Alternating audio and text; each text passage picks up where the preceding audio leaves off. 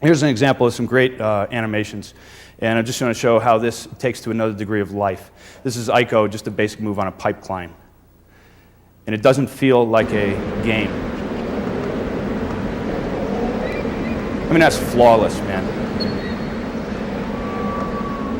There's a couple pops in there, but this is real time. You're playing this. Here's another one where he climbs on a windmill. And the camera work, this is one of the first games I feel like, this isn't game camera work, this is cinematography. And it's happening in real time. So I'm scootling him over there and getting the stuff. But his animations are supported. This is one of the best indications, I think, of the future, where these characters feel more like actors on sets than they do like characters in a game. When I look at it, I go, how do we engage in the first place? You know, what is it that the market is eating, and why is what we would be presenting something that's appetizing to them? And then at the other hand, you know, the other side of that coin is, and you know, how well do you sleep with yourself at night? What do you know, what part of the successes we had with Oddworld along the way, I think, was also in the executive community of game publishers, because they liked that we were doing something that we were told several times, you know, I just feel so great. This is a game that I'm going home and I'm showing my kids. You know, and I don't feel that most of the time that that's something that I can do. You must taint the brew, Abe, for the brew is what keeps the rest enslaved. Break its spell with your remedy, or our kind will never be free. Break the spell. For what good is a poison that's tainted with its cure?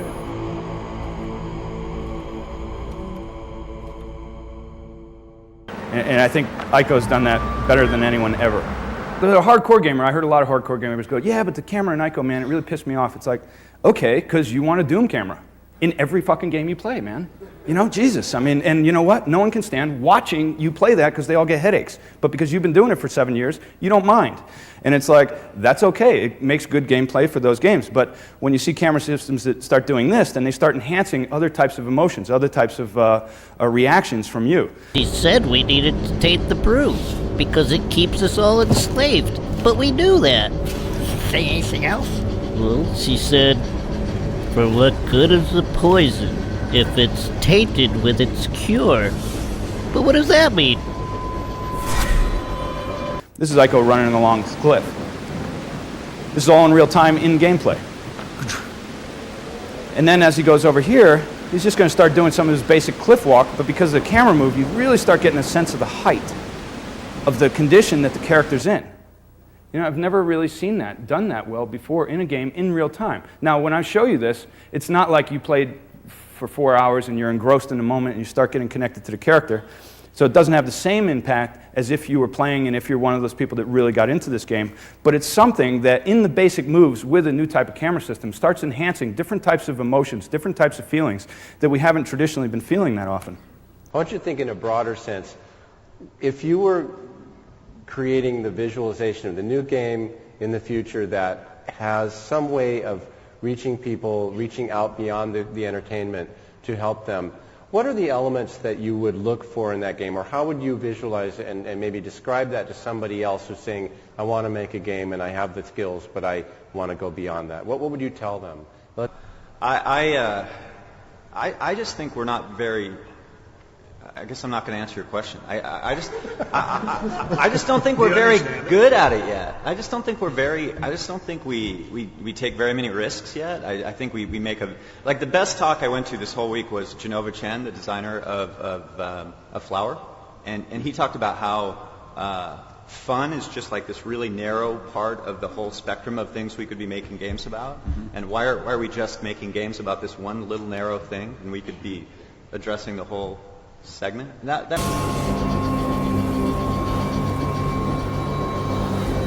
The ingredients, it's like they're all swirling into the brewery.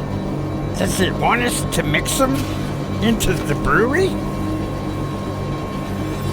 What good is a poison if it's tainted with its cure? Okay, well, Lauren, you did, with Oddworld, you always had a vision of saying something through the gameplay that spoke to society and spoke to what our situation is? How would you answer that question?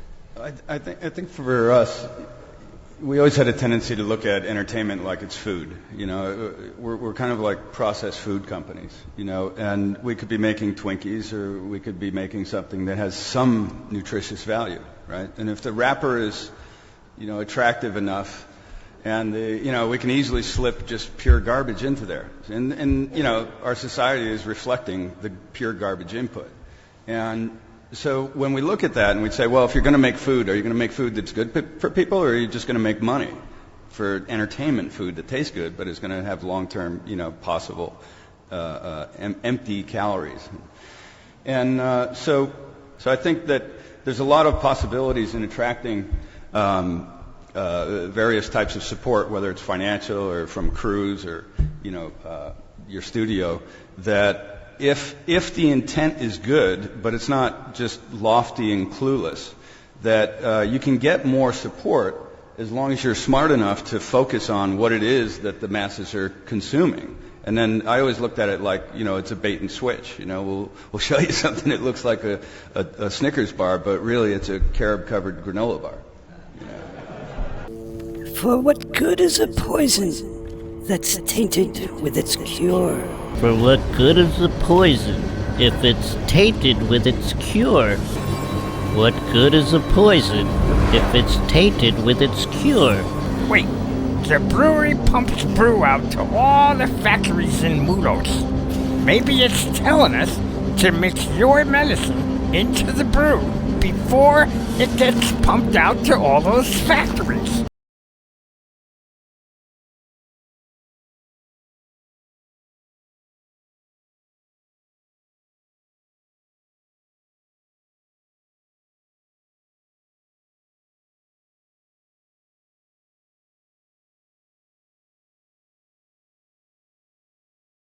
My premise has always been that a game has to be entertaining, and it's an industry, it's a business, so it needs to make money.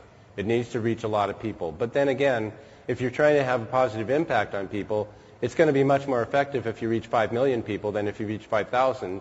So why not make a successful game?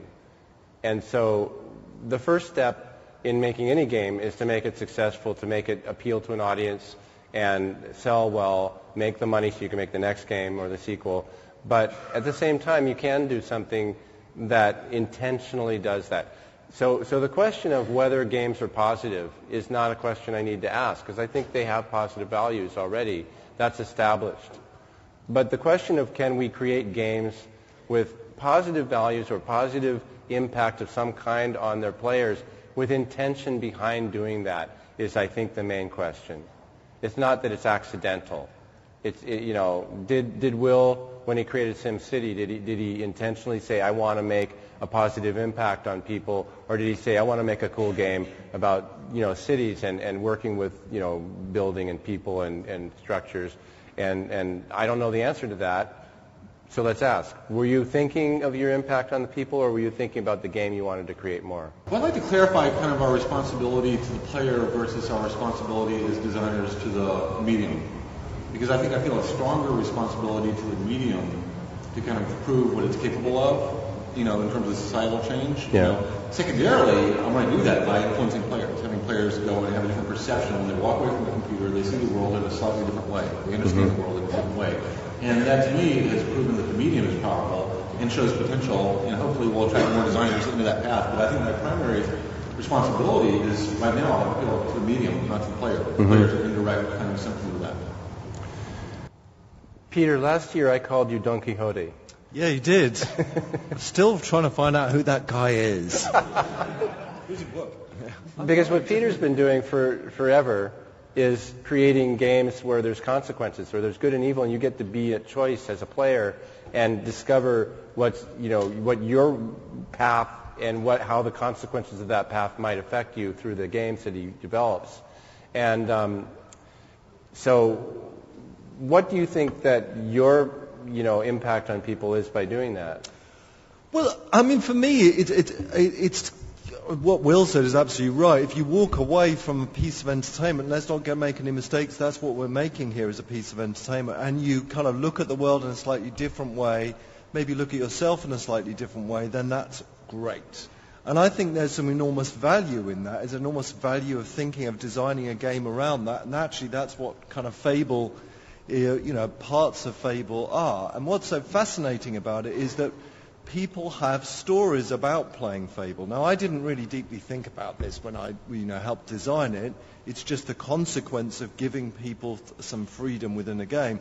Actually, I was standing down here, and a lady came up to me, and she told me this wonderful story about her son who had got a girlfriend in Fable, and they got married, and they'd gone back home, and they went to bed, and then to his surprise, he ended up with a baby in the morning, and this 14-year-old boy said, "Mummy, I'm never not going to use a condom ever again."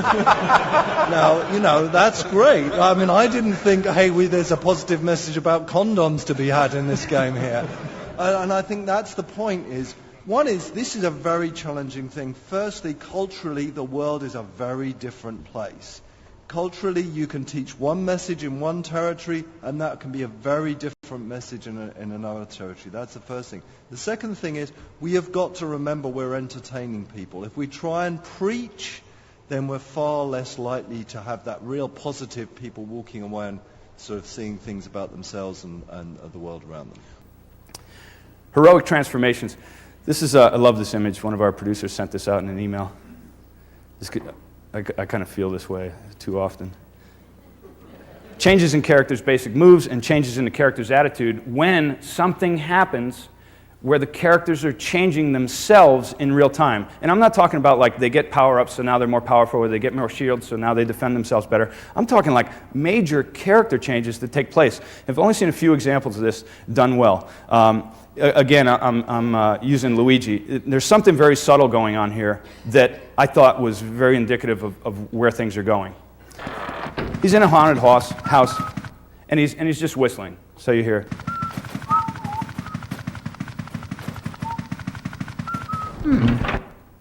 Very, very simple. You hear it through the game. Until he's in a room alone with a ghost that he can't catch. And now the subtlety. And then as he stops whistling and he starts humming. So he's like, and then there's little ghosts that are sort of mirroring his hum that are freaking him out a little more.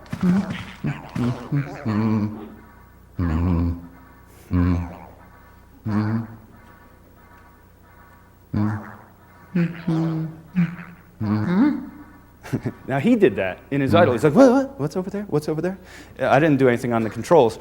But that's like, it's this little simple moment, often overlooked, but it's something that I think is very indicative of where things are going in the future.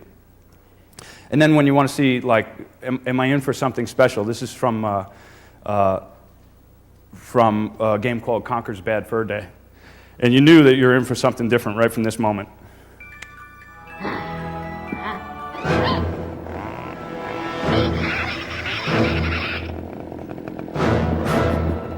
Stupid logo. Okay, now I got to ask. There's a lot of Nintendo people here, right? Saw your name on a roster, man. Can't hide. Is that a yes or a no? Is this like a dead... Nintendo people. Okay, thank you. Okay, you had to do that. How the hell did you get this approved? Who's here from Rare? Anyone? I mean, how did you get to chop the Nintendo logo in half? That's like, I've never worked with Nintendo, but I just can't imagine the politics that you went through to go, no, it'll be cool if we do this, you know? And then to do this. Yeah, that's better. You can get it.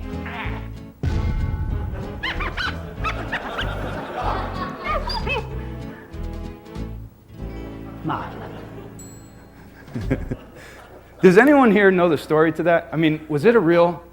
It had to be. It's probably a book could be written on getting that logo cut in half. This is from Conker 2, and it was a game that I had no interest in playing. It was an N64 game that was when the new generation stuff was coming out, and then some people told me, Ted Price told me, man, you just got to play this. Let's do some crazy stuff in there. Here's one of the things that just sort of blew me away, again, on those character transformations. It starts off, and Conker's drunk when you start playing the game. So all your basic moves are like real slow, and you know, I'll show you what's going on. Head like a badger's ass. He said, my head feels like a badger's ass, you know? What the hell? So I'm trying to make him run, but he's only walking. He's like,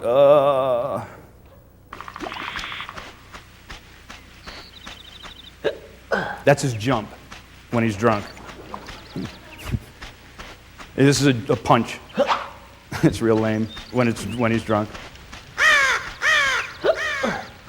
So his basic moves are like incapable because he's drunk. Then he finds another scarecrow who's a drunk too. What's that? Hey. Who are you? Oh, hello. Can you help me? I need to get home and go to bed because I don't feel very well at all.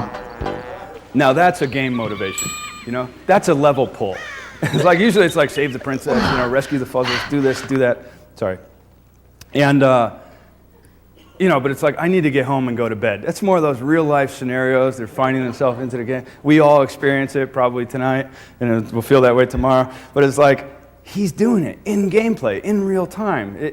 And then he finds a solution. So you find these buttons, they're called context-sensitive buttons in the game. And I just walked him up drunk onto a button, and you hit the B button when you stand on the button. And then instantly, very seamlessly.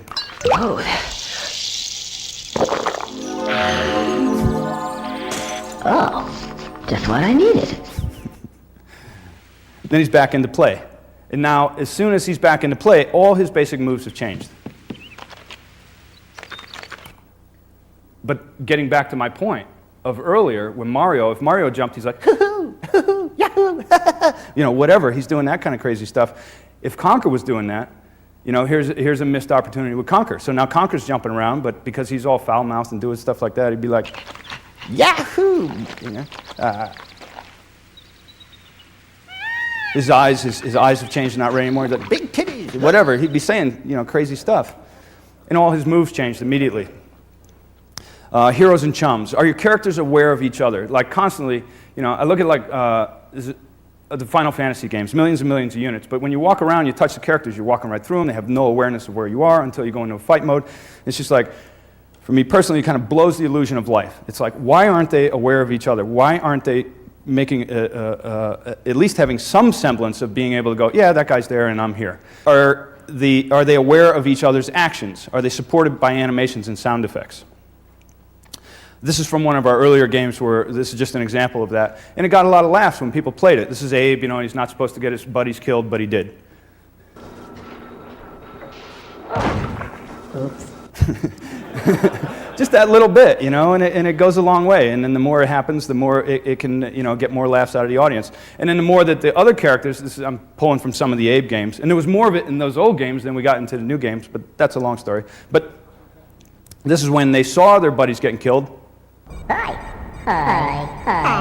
And then they get sad, you know. Then if they see too many guys get wasted, then they become a little they're in need of some therapy, and they start going suicidal.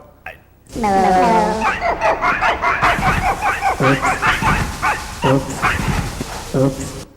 Just little stupid opportunities, you know. But people, when that happens, they like start, you know, freaking out if they're into it, and then they're like, oh no, shit, they died, you know, whatever. But your guy was aware of it, which makes especially the younger audience get more involved, and especially the female audience get more involved. This is just little examples of basic moves where, like, when characters stand inside each other, you know. Now, there's a lot of issues in this that I think most of us are dealing with still, which is like, if they can't go through one another, then the controls have a problem, or how is it smart enough, or how much attention is dedicated to code. This is one of the ways we resolved it, which is our characters could stand inside each other, but we tried to make them look aware, like, so they'd try to step out. So Abe's going to walk over and like stand in this guy. And then he backs up. He's right inside him, but he backs up. And that little bit just makes it a little bit more life. Even though there's a lot of missed opportunities in our own products where we try to get more of that. That's just one of those examples when if they stand there inside one another for 5 minutes, you're going, that looks really fake. As long as they separate, it gets a little closer to a goal. Trying to make it more like a toy. This is just like, so that those basic moves are more fun on a regular basis. This is Abe, he throws Munch away, and Munch will like keep coming back, you know. And then we wanted to have things where like you throw him more and more, and then he gets more and more pissed off, but some of the emotional systems didn't get in. Feedback between characters. Like if you're supposed to do something, but the game won't allow you to do it. right? Instead of just being like, okay, nothing's happening, what do I try now? You just try and get some comments in there of what takes place. So we actually have these farts and burps in our game, and they do serve purposes at various times. But also when they serve no purpose, we're trying to get a little more humor in them. Okay, get to work. Not gonna happen. So he's like, I'm not going to work for you, man. No. But instead of just sitting there and getting no response, then at least it's giving you a little feedback, and a little feedback has a little attitude.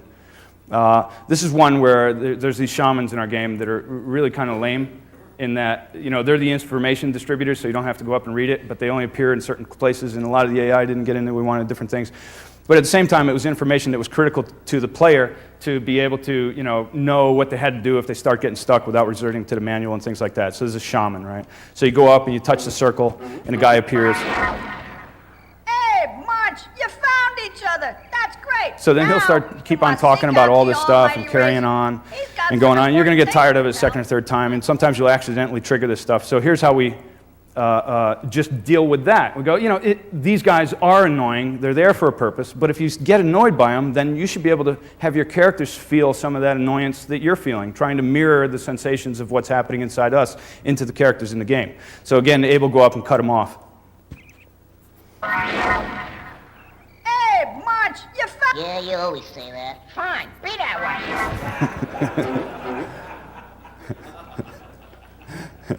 way. This is an old fart.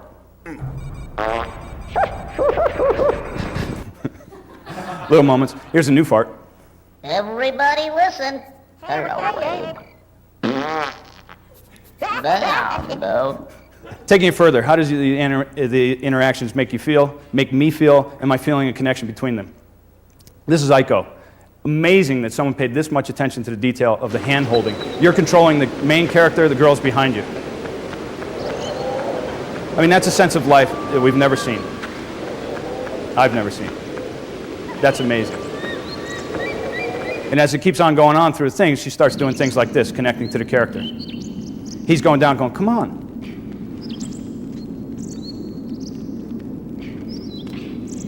In real time. I mean, that's a connection. That's a filmmaker's connection. That's not a game connection. But it's happening in real time in gameplay. This is another connection, but this is a connection between game designers. So this is Alex Gardner dry humping Chris Taylor at last year's GDC. But that's a really long story. We'll move on from there. Let's see.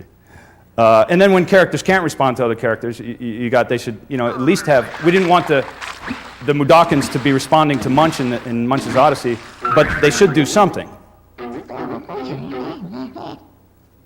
all right, y'all. Look at that. So they laugh at him. Hello.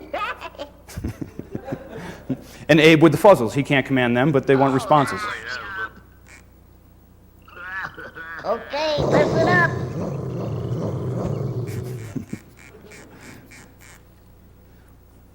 Heroes and chums at war. Can you put the screws to your buddies, and does it make you feel like a real prick? Because that's kind of what makes those moments feel good if you do them. I'm going to cut through some of the old stuff. Go to like if Abe throws guys off a cliff. He's not supposed to do this, but we're trying to let you feel like you have more control over the chemistry of the characters in the game, and when you do.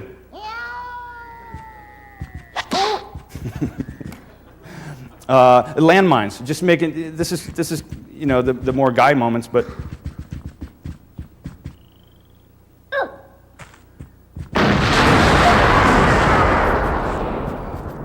And then those effects, the mines hit mines, the characters will keep on bouncing and do different things, and just those little moments. Munch and mines, Munch relief. Here's Munch and Abe. Dude, that's nasty. That's just wrong. Dude, what's up with that? This is an ICO moment, and it has nothing to do with what I'm talking about, but it deserves to be seen by all of us. This is, you're playing the game, ICO's lighting a mine here. He takes it over, he throws it into a tower. Boom, the bars fade on. In-game cinematics exactly tied to the play. The towers fall, creating a new avenue for the character to travel through. Camera returns to the character seamlessly, the bars fade away back to interactivity. It's a filmmaker's game. But what about the advertising on that game? Did anyone remember the ads or the cover of the box or the print ads? This was a masterpiece of gaming, ICO. Whether or not the really hardcore guys totally agree with me or not, this made a lot of milestones. And then the advertising was just like, what? You know, it had nothing to do with the game. This is like, what's up with the game industry, man? You know, there's all these games and they always get promoted the same way. I see some good ads for the hardware, rarely ever see great ads for the software. And this has a long way to go. Here's an ad for dog food. It's a print ad. It's dog food. I mean, it's like people don't want to buy dog food anyway. They don't give a shit about their dog. It's just like, get the food, feed the dog, all's well, doesn't shit on the floor. This is a dog food ad where it's called creativity in a major way, right? I think this is out of UK. It was love at first sight. His red velvety tongue hanging out, and he stared at me with his big brown eyes. Then he buried his face between my legs. This is a dog food ad. That's creative advertising. I mean, dog food. How do you sell dog food? Anyway, heroes and enemies. More bangs if their interactions are funny or crazy. This is Munch doing a water zap. He's trying to make a defenseless character feel more powerful against guys that are much more powerful.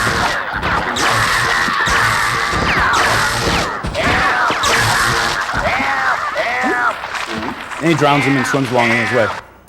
Girl fights. These are great basic moves. These are funny. They captured, I don't know, where I grew up, I saw a lot of girl fights. And then I watched a lot of fighting games, and I was like, that's not how girls fight.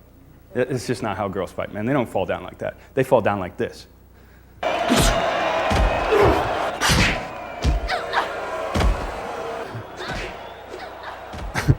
I mean, that's motion captured from the real source of crazy stuff going on.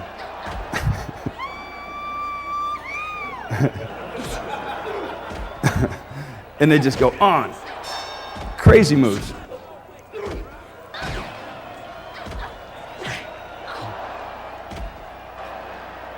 And then they show, you know, kind of like the car damage, the faces, the black eyes, and things after that. I felt bad that the pink girl was getting beat up the whole time, so I beat up the white girl for a little while there. And then it was funny just how they cut the camera from the point of view of the boxer getting up to the guy, and he's got character, you know, he's funny looking. Great faces. Here, this is one of the greatest face expressions I ever saw in a video game. I'm angry now. Had to slow it down. I mean, look at that. Oh, that's great. That's like Jake LaMotta in Raging Bull. You know, oh. Thought I'd tone it down and show something more casual here.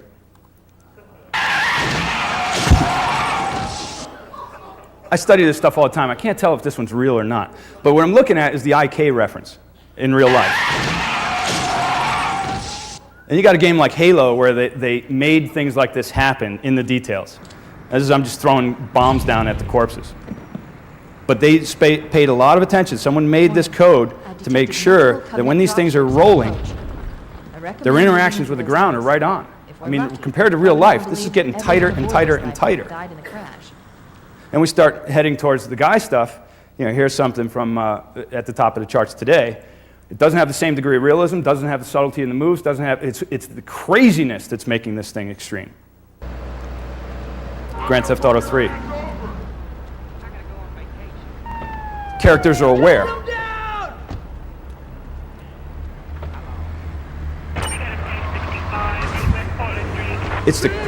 And definitely it's a guy's game, and the women get more pissed off when they see this usually.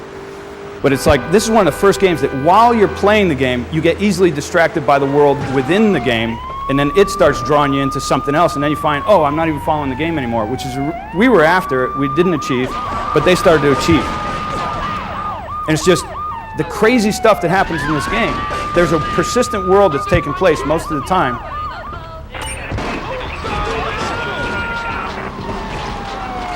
I remember when Driver came out, and I thought that it was one of my favorite games, and I was driving around, and I went,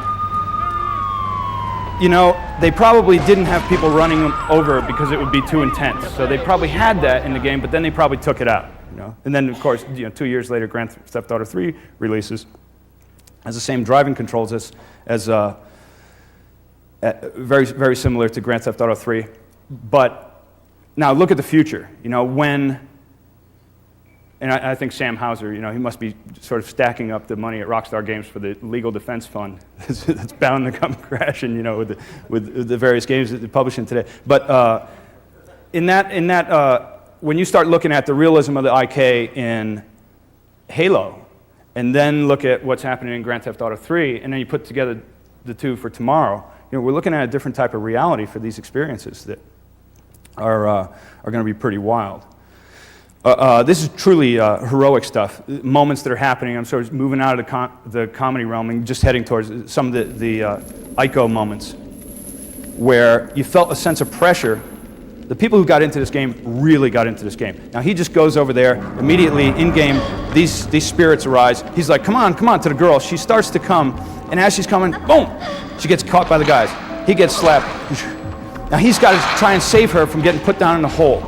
Now, if you got into this game, you started to sense a feeling of heroism and protection over someone innocent that is never felt in a game before, and largely because of the realism of the characters and the way that they were bringing this stuff to life. And then you're usually helping the girl.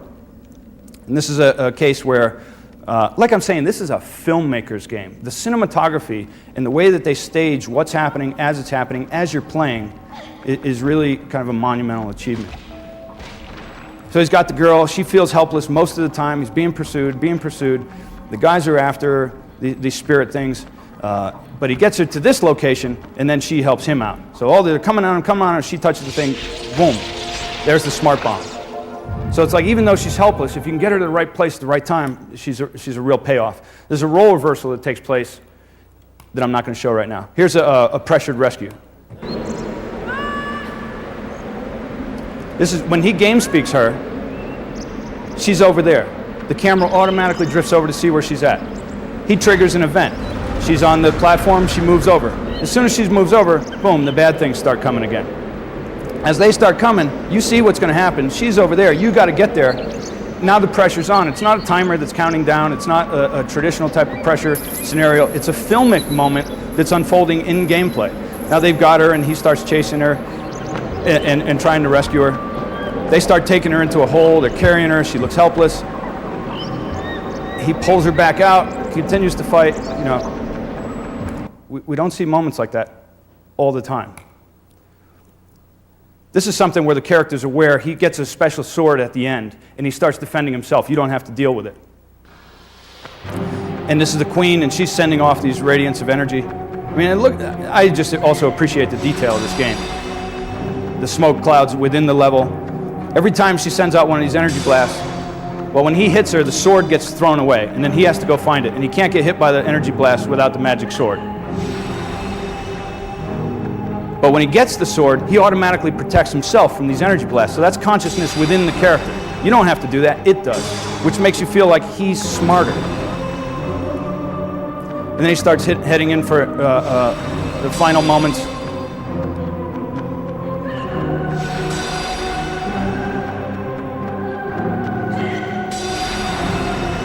And a beautiful, seamless connection between gameplay and story.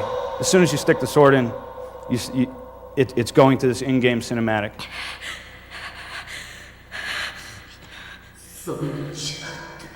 Looking at this woman's character, the particles and stuff, I thought it was a pretty creative way to portray characters within a game. Now, this is after the credits, and a lot of people that played the game didn't even see this, but this is a real sort of cinematographer's moment within an actual gameplay, something that we never see. So now we were in the in-game cinematic, and this is after the credits have rolled. You thought that it was kind of a tragic story. If you bared through the credits, you know, he's tired, the whole castle just fell down, all these things happen. And you start playing again in real time, but you don't really know why. And the camera backs way off. And he starts, you're running him and you're controlling him. This is in-game. Look at how small he is in screen. We never see this in games. It's a moment that's trying to make you feel like you're in this vast, empty world, and the way they're achieving that is through cinematography, pulling the camera back until he finds the girl. And you didn't expect it there. It was after the credits. And when he finds her, he's not sure if she's dead, what happened. She's sort of back to life. She's not such an enchanted, ghostly figure anymore.